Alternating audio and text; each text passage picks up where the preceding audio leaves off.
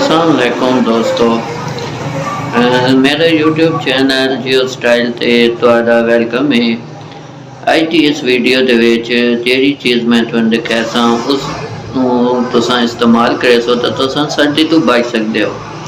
सर्दी तो बचण वास्ते एक बहुत ही अच्छी ते बहुत ही प्यारा प्रोडक्ट तुहाडे वास्ते गिन के आया। ये प्रोडक्ट की है, इसकी क्वालिटी की है, इसकी प्राइस की है, तो इसनू किस तरह हासिल करना है ये तुहानू मैं इस वीडियो में दसे सा। अच्छा हुण चलते हैं देते हैं वो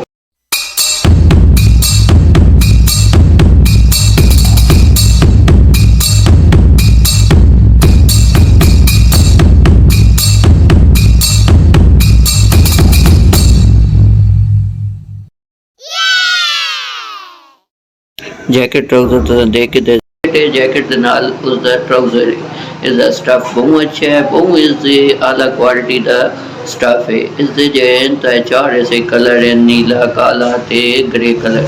ये कलर ना खराब थी सन ते ना ही जल्दी लैदर इसका खराब थी सी ते जैकेट ये जल्दी खराब होने वाली नहीं।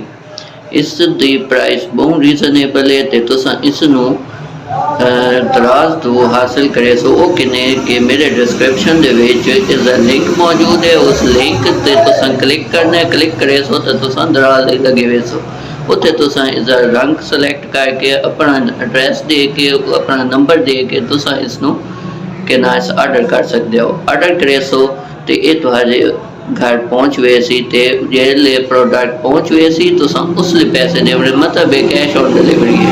वीडियो चंगी लगे तो लाइक कराए, चैनल नू सब्सक्राइब कराए ते अपनी राय का इजहार कमेंट लाजमी दवाए। अल्लाह हाफिज़।